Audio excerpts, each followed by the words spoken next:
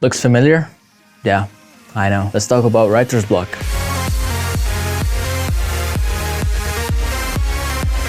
Hey guys, if you're new to the channel, this is Music Unfiltered. We talk about art in general and music specifically without any filters or bullshit. Huge shout out to DJ Lab for making this happen. DJ Lab in Beirut. If you guys are in Lebanon, you should come and visit us here. It's a beautiful place. So today's topic is about writer's block, and it's something we all go through as creatives, and it's really annoying. In my previous video, we discussed how you can get through lack of motivation, and it's kind of similar. Like the tips that are in that video could also help you with writer's block. So if you haven't watched that video, I think you should go and watch it. So just like any other problem, if you really want to solve it properly, you have to look at the reason why it's happening. You have to understand what's causing a writer's block so you can get through this. Now, the first reason is burnouts, and burnouts are when you are operating at 100% all the time, which is not, as humans, we are not designed to do that. So if you're a robot, you're fine. I'm not a robot, and a lot of you are not. Yeah, you cannot do that because eventually you're gonna burn out and you will not be able to make any creative work whatsoever. So it's not fun, trust me. You can solve that by taking regular breaks and allow your brain to recover every now and then. Basically, listen to your body. If your body says you need a break, you should take a break. Now, there's a difference between being lazy and, you know, burning out, being tired. So don't be lazy, but if you need a break, take a break. 'Cause you can't stop it from shining through. It's true. Second reason is unnecessary pressure. Now, this is kind of a trend now that everybody is just becoming a YouTuber, a influencer, whatever, and they're just like pushing content all the time. So you don't see the pressure that these people go through. Naturally, you think that you are underperforming just because you see all these people pushing content. So what I want from you is not to compare yourself to those people or to anybody else, you know, just do your thing at your own pace. And yeah, if you need to slow down a little bit, if you can't keep up with others, no one's forcing you to. And it doesn't mean you're less productive, it doesn't mean anything. Work at your own pace, don't burn out, and don't put yourself under unnecessary pressure.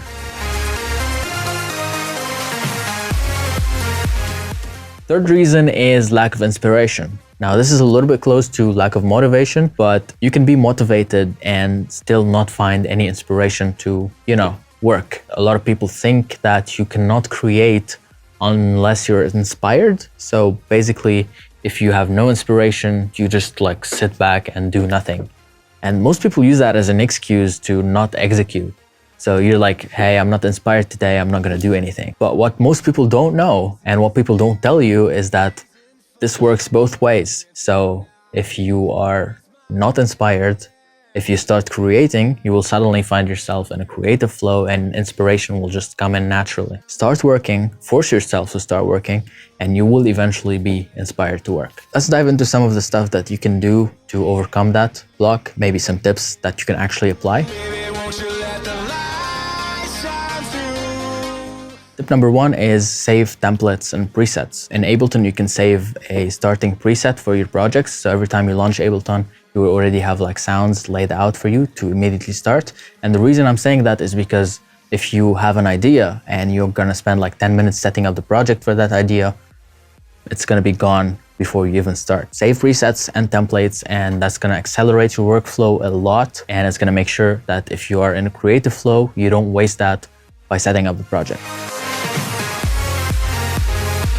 So there's like tons of websites and apps that can like give you chords and melodies to start with, and there's like sample packs and all of that. My favorite is hooktheory.com. It's basically a website with most of the songs, and you can just choose whatever song you want and it will have the chord progression of that song. And this way, like if you find your favorite song, you can just grab the chords and build something similar to that based on that chord progression. Of course, you can tweak later if you want to. Chords are free, you can steal them. Nobody can tell you that you stole that chord progression from Martin Garrix's song or whatever, because Martin Garrix does not own the chord progression. Melodies are a different story, but chords, you can steal them. Just steal the chords, okay? Another trick you can do is to experiment with some of the effects and presets that you have never used before. For example, if you're on Ableton, try the random plugin and maybe impulse. So you'll end up with like this cool random loop that keeps changing, and you know, like mess around with the plugins. This one is, I'm not sure about this one. I didn't want to include it at first, but then I was like, whatever, if they want to do that, they can do it. So it's basically MIDI packs. And I hate MIDI packs because they're way too overused and everyone just uses them as like, people are lazy sometimes, you know?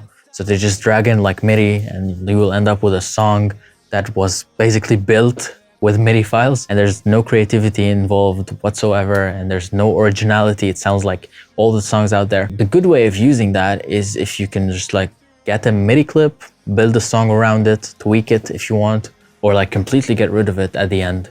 And this way you will end up with like, it will be just like an inspiration source, you know? And you will end up with a song, but without that MIDI clip, or with something similar.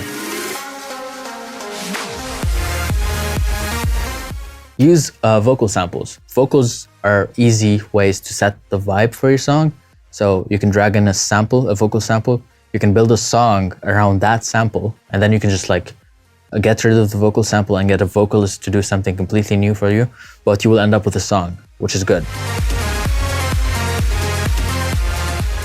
Another trick is to grab one of your favorite songs and reverse engineer it. Drag it into Ableton or whatever, and like start analyzing the breakdown, the drop, the intro, to look out for elements that really attract your attention and you really want to integrate in your song. Most of the times this is enough to inspire something new, but if it doesn't, you will end up learning something and not wasting your time by staring at the screen. But it's no use, 'cause you can't stop. This one is pretty similar to the tip from last video, and it's about training your mind to come up with ideas every day. So your brain is like a muscle. You train it to come up with ideas, it's gonna be able to come up with ideas. If you don't, you're gonna find it hard to come up with ideas.